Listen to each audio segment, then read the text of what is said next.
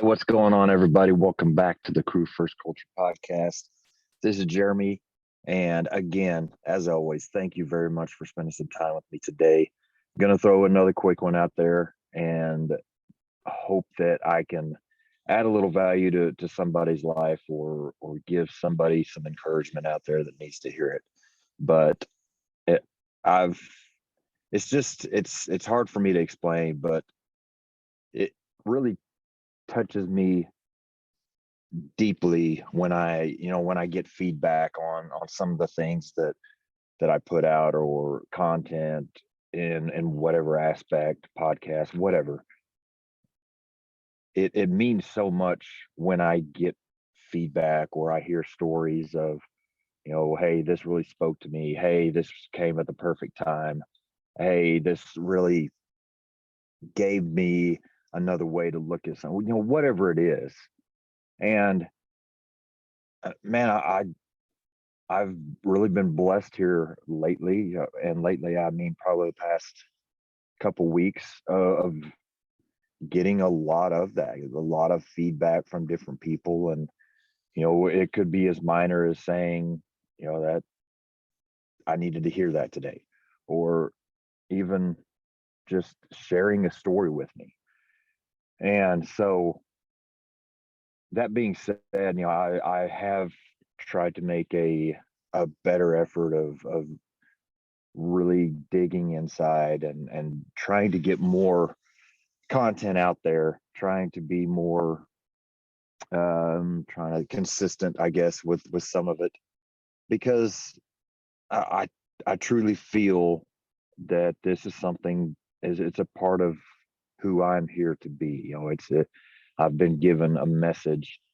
I've been given a passion to share with others, and I've lived through a lot of things that, honestly, a lot of mistakes and things like that people need to hear. So hopefully they don't make them. But anyway, one of the things that I've probably heard most of all through this entire time that I've been doing, especially the podcast, is how people appreciate just it seems like I'm real.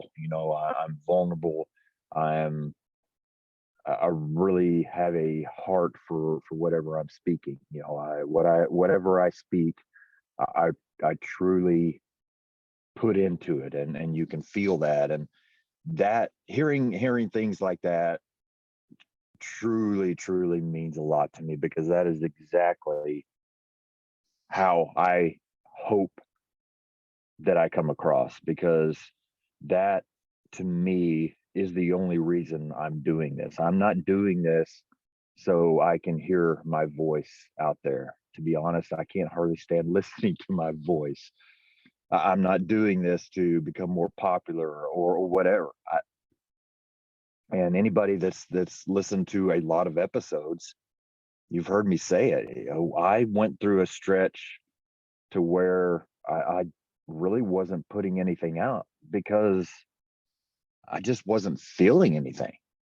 I I didn't have that drive, that pulling from the inside to really push me in a certain direction, to put content out towards. And so not having really that drive toward any certain topic here and there, I just didn't I just didn't want to do anything, because I was not going to just get on the microphone and talk. I wasn't going to just get on there and put something out just to say that, all right, I'm staying consistent. I'm putting something out there every week. I wasn't going to do it. And so that really caused me to take all of this social media and podcasting and kind of stick it in the back seat for a while, because I'm not going to do it unless I truly feel a need, a passion, a message to share. And so thankfully, I've really kind of been getting back into that, getting getting a lot more of a drive to share things, a lot more passion towards certain topics. And so that's why I'm really trying to kind of push myself to stay consistent, because I once again have something to say. I once again feel like I have something to add to the world, whatever you want to say.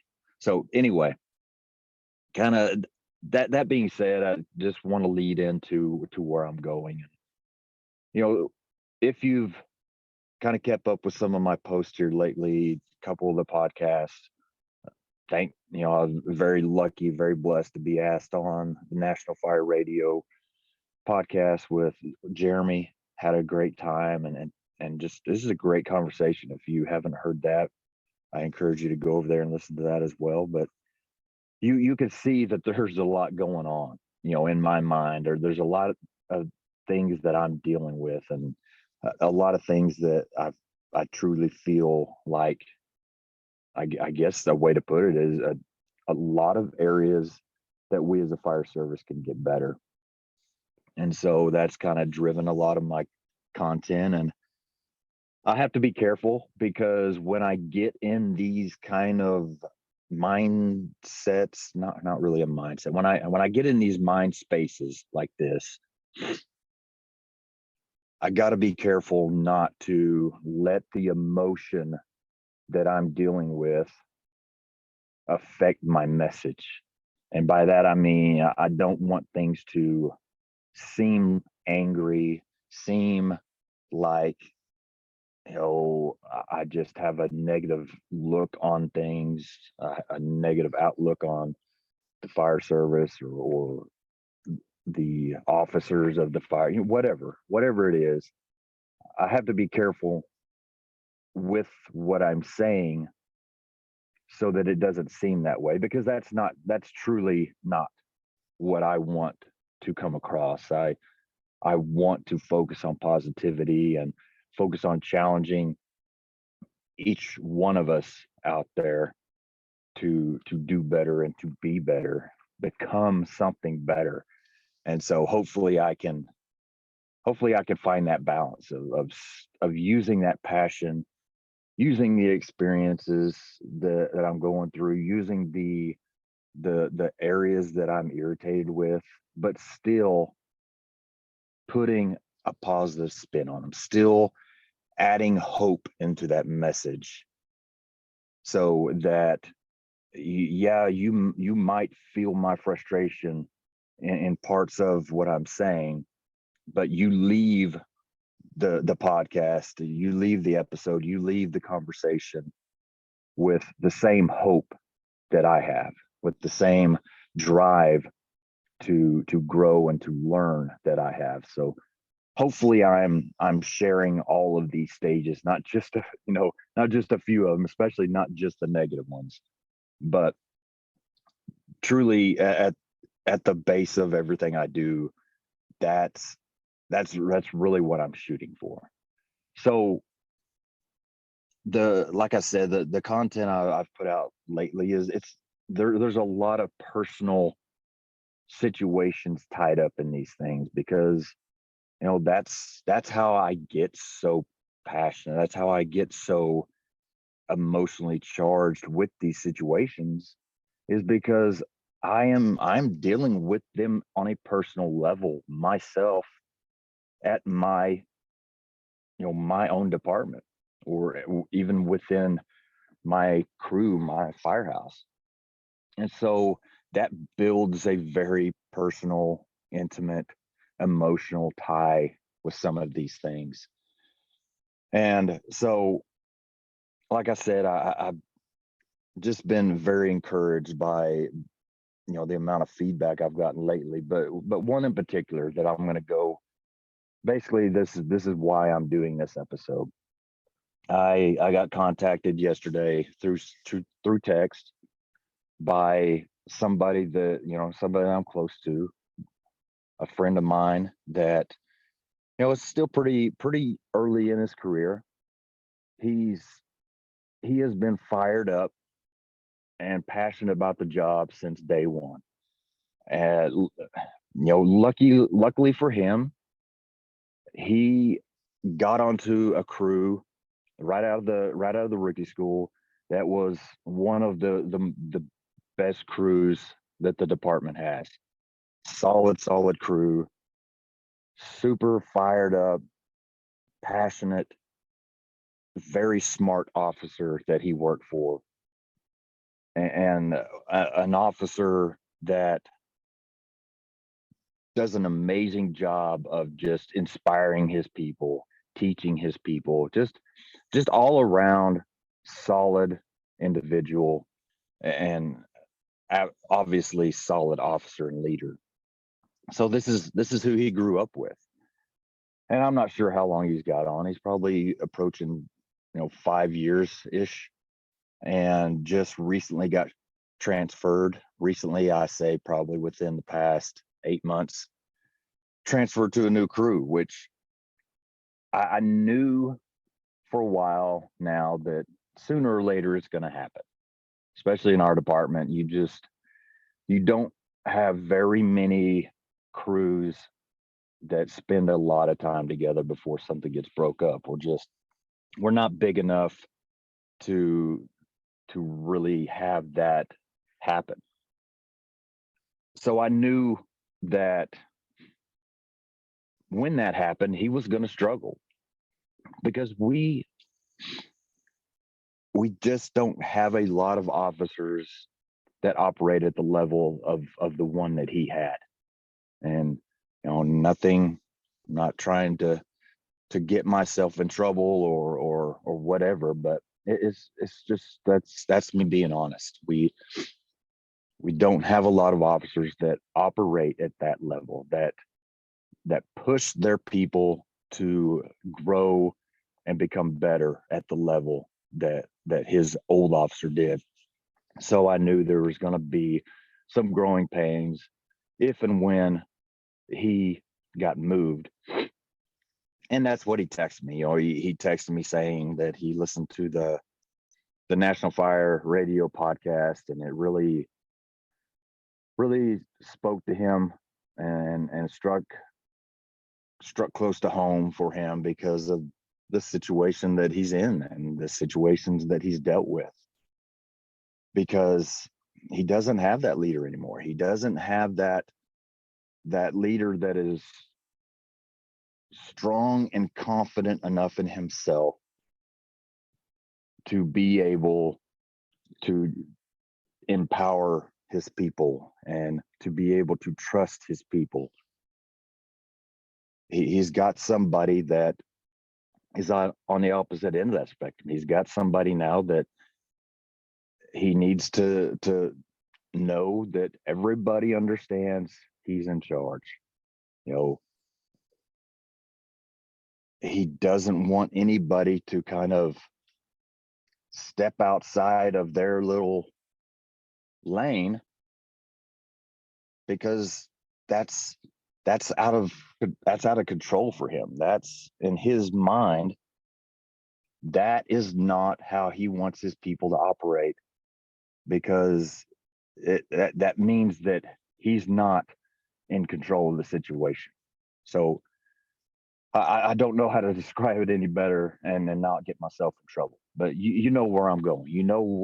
You have a vision, I am sure, of somebody that you have known or still know that kind of matches up at some point of what I'm talking about.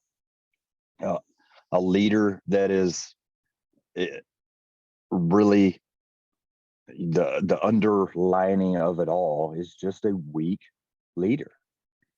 He doesn't have the strength to trust his people. He doesn't have the strength to empower his people. He doesn't have the strength to lead his people like he should. And so my friend struggled with it.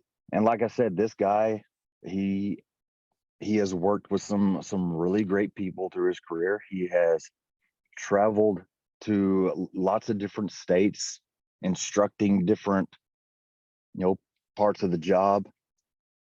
He knows his stuff. He's solid. He's a great firefighter. And so just reading this text, and of course having a relationship with this person, that the first thing I said was, man, I'm sorry. I truly feel for you. I explained kind of what I just said. I had a feeling that you were going to struggle a little bit if you were moved, and I totally understand why. I totally understand why you were frustrated, why you feel helpless. But here's the deal. I have been in that exact same situation. I've not only been in that situation, but I have allowed a situation like that, or maybe even several different ones at several different times in my career. I have allowed that those situations and the people that I was with during those times strip away my love for the job, my passion for the job, my excitement for the job. I allowed that.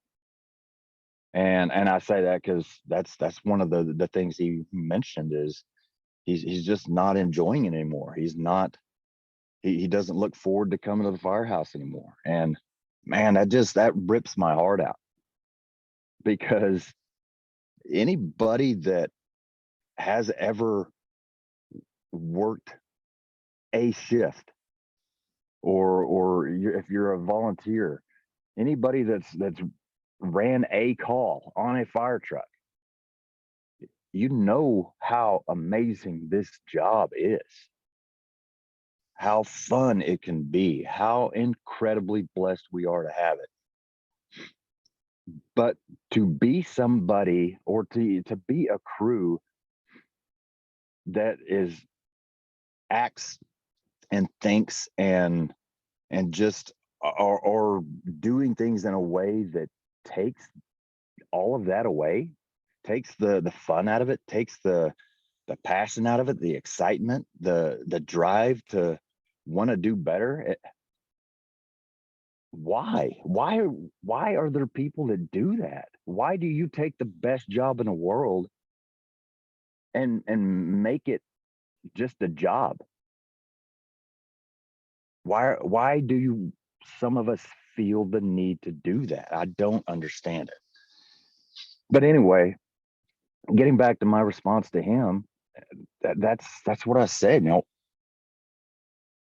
That was my fault. Nobody has the right to just take away my passion, my excitement, my drive, my mindset to grow and get better, unless I give it to them. They don't have the power to do it on their own. I have to willingly give that to them. And so that's, from that point on, I really wanted to challenge him. Let him know, obviously, right off the bat, this is still within your control. Even though you may feel like you have no control in this situation. You may feel like there is nothing you can do in this situation. You're just a firefighter at a pretty good size crew, a multi rig house. But you are a firefighter that knows a lot of stuff. You are solid in your skills. Your knowledge of several different areas of this job uh, is amazing for the amount of time you've had on, for the experience you've had. So, first of all, like I said, you've got to protect yourself and your passion and your career. You've got to do that. You cannot allow anybody or a group of anybody's take that away from you. So right off the gate, that's number one. But secondly, and just as important, you no longer have that leader that inspires and pushes and motivates and on and on and on you anymore. You don't have it. That's a given. There's nothing we can do about that right now. So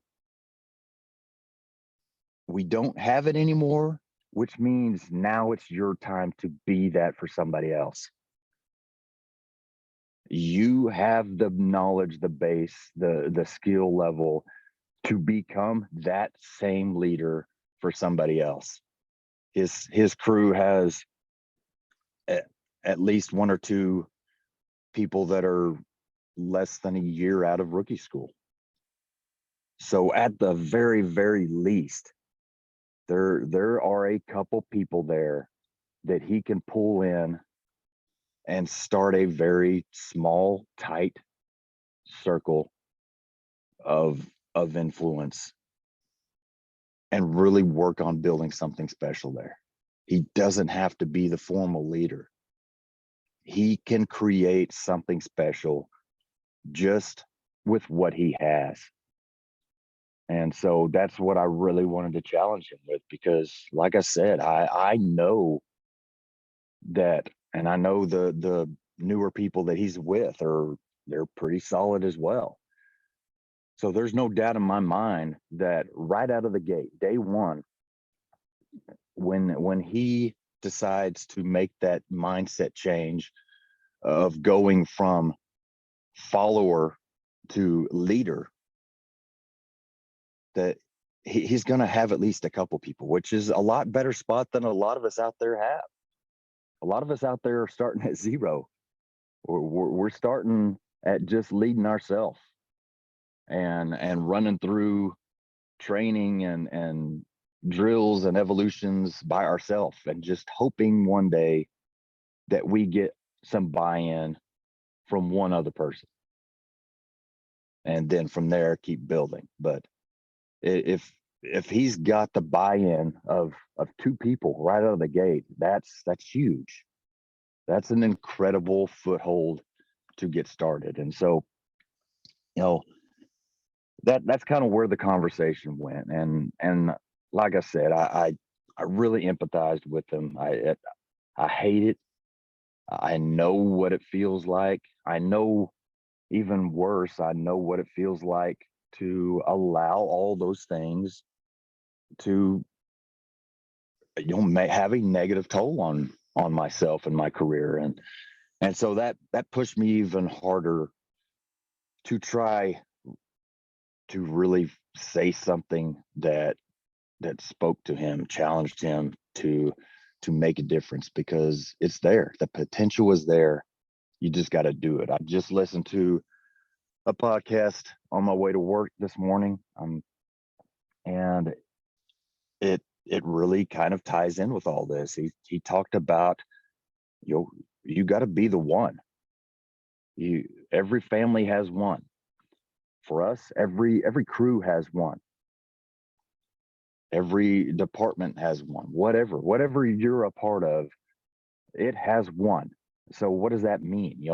And what he said is, it doesn't matter if you came from a good home, a good family, a good life. A good family, a good home, a good life can come from you. So you have to be the one to make that change. You have to be the one to make the difference. You have to be the one to carve that new path.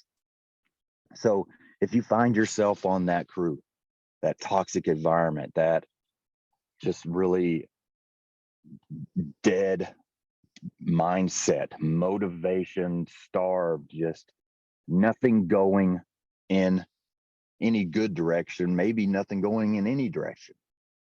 If that's where you find yourself, then you need to be the one. It doesn't matter where you came from. It doesn't matter if you came from some great leadership. You can create the great leadership for somebody else. You can become that for somebody else. And it's even more so if you did come from some great upbringing, some great mentors, great leaders that really showed and taught you well. then you have even more to give. You have even more of a reason to pay that back. So that's where I want to be today for you all. If you are somebody that finds yourself in any situation that has anything possibly tied to something like this, you need to be the one. You've got to be the one. Not only do we all need to make the fire service better, really the only way we can do that is by starting with the smallest circle around us, which is the circle of influence we have. And that circle may be one person, that circle may be 5 people, that circle may be 20. But we have to start with what we have. Make a difference. Be the person that makes the change towards positivity. Be the person that gets out of the recliner, that breaks the norm of nothing and starts something special. It only takes one. Yeah, one seems like a very minimal number. One seems like a very less than influential way to get anything going. But first of all, if there's no one, nothing will ever happen. But secondly, all good things have started with one. All great ideas started with one. Somebody has, this little dream in their head. Somebody has this little passion inside. Somebody has this goal. Somebody has this product that they're kind of playing around with, how they can make it work. Yeah, it may take a team to get that from goal or dream or idea to a difference maker, but it started with one person that decided to be the one that was going to make a difference. We all have that in us. We all have that capability. We all have that potential. I don't know of a firefighter out there that I have met, either one end of the spectrum, solid, passionate, driven, or the other end of the spectrum, complacent, lazy, jaded. None of them didn't, at least at some point in their career, love the job, loved the fire service, was excited to be there, excited to ride on the fire trucks. Excuse me. It doesn't matter where they're at now. Even the most negative, worn out people that you don't really even want to spend time with, they want to be there at some point. You hope. They were excited at some point. They loved it at some point. So I know that potential is there. And I know most of those people probably aren't listening to this, and that's fine. I'm not really concerned with that lower 30%, 20%, 50, whatever you want to call it. The people riding the fence, that vast majority of us out there, that's who I want to touch. The high level performers, the professionals, that's who I want to touch. I want to motivate them to do better, especially that top level. If that's who you are, If you're listening to fire service podcast, most likely you're probably in that top level.